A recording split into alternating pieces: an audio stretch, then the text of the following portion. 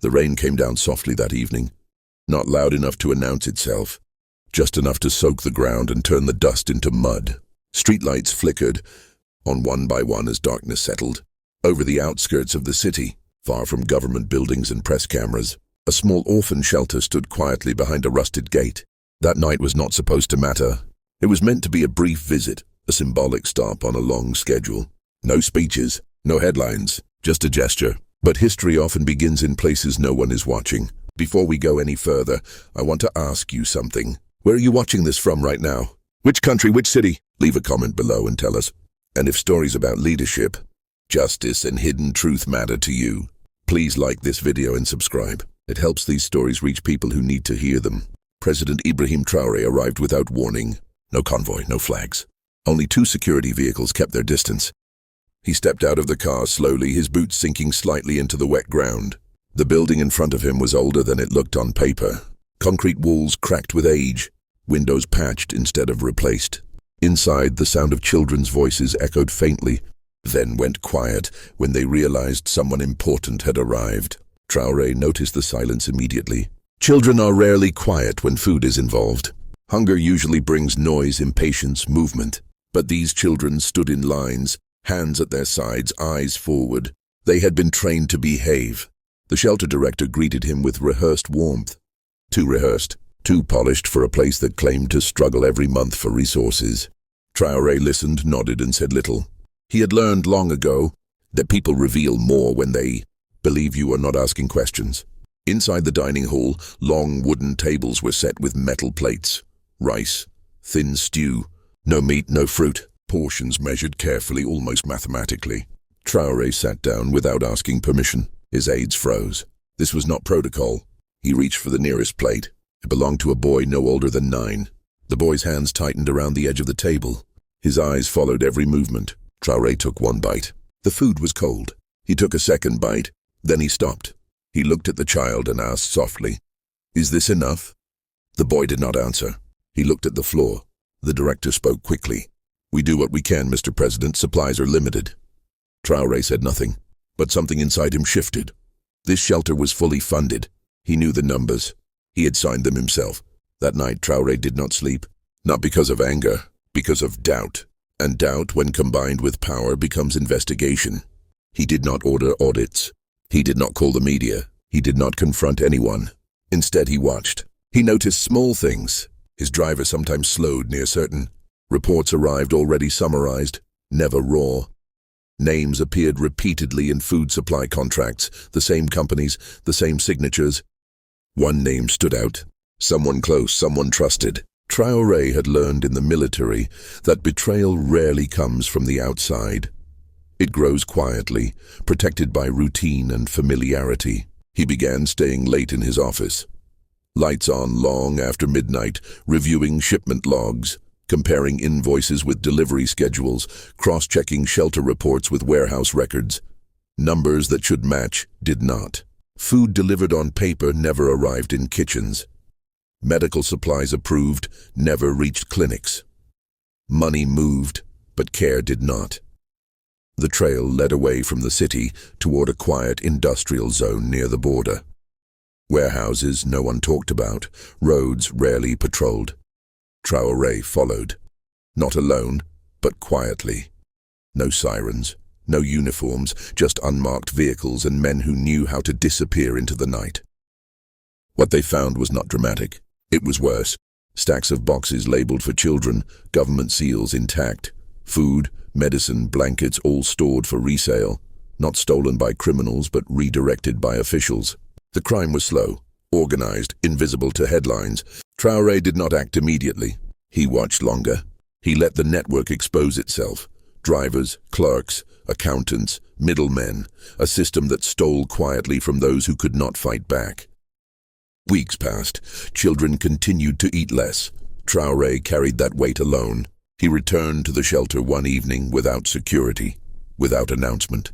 The same boy sat in the same place, same plate, same portion. This time Traore did not eat. He watched and made a decision. The operation began before dawn 3 days later.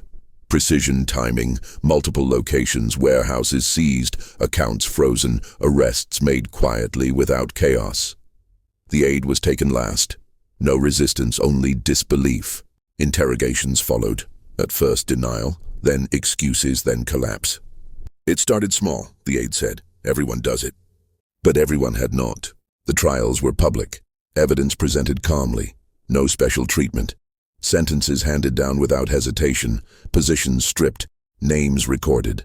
But punishment was only the beginning. Traore ordered reforms that cut deep. Independent monitoring. Transparent supply chains. Community oversight. Protection for whistleblowers. Shelters audited by teachers and doctors, not politicians. Most importantly, the children were seen. Food improved. Medical care arrived. Schools reopened with proper supplies. The boy from the dining hall received a full plate, then a book, then shoes. He smiled differently now, not because of charity, but because someone noticed. Years later, when asked about that night, Traore spoke quietly. A leader who cannot sit where the weakest sit will never understand what power is for. This story is not about a plate of food. It is about vigilance, about leadership that waits, watches, and acts when the truth is clear. If this story stayed with you, please like this video, subscribe, and tell us where you are watching from. Because sometimes, the smallest injustice reveals the largest truth. And the courage to look is what changes a nation. The days after the arrests were quiet on the surface. No celebrations, no speeches, no victory statements. Traore understood that real justice does not announce itself loudly. It moves carefully, almost invisibly, repairing damage that noise cannot fix. Inside the shelters, change began slowly. At first, staff members were nervous. Some feared collective punishment. Others feared exposure. Traore ordered neither. Instead, he replaced fear with systems. Independent inspectors arrived unannounced, not politicians, teachers, nurses, accountants with no party ties. People who asked simple questions and expected real answers. Food deliveries doubled within a month. Portions increased. Fresh vegetables appeared for the first time in years. Children stopped rushing their meals. That was one of the first signs. Hunger teaches speed. Security allows patience. The symbolic boy became known to staff as Musa. He rarely spoke at first. Trauma often hides behind silence.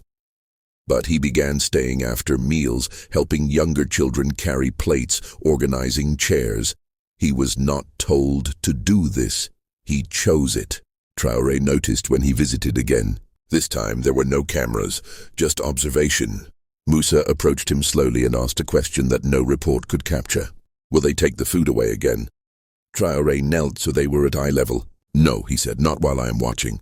That promise carried weight, but Traore knew promises alone were fragile. Systems endure longer than words. The investigation expanded beyond shelters. Hospitals, schools, aid corridors. Everywhere the same pattern emerged. Small theft repeated quietly until it became normalized. Traore understood this was not just corruption. It was erosion, a slow theft of dignity. More arrests followed. Not dramatic, methodical. Files were built carefully, evidence documented, confessions corroborated, trials continued in open court. Some accused were powerful, well-connected, former allies. None were spared. This is where Traore's restraint mattered most. Acting too early would have shattered the network, but left the roots intact. Waiting had allowed the entire structure to reveal itself. International observers took notice. Some praised the discipline, others questioned the pace. Traore ignored both. He had learned that speed satisfies headlines. Patience changes nations.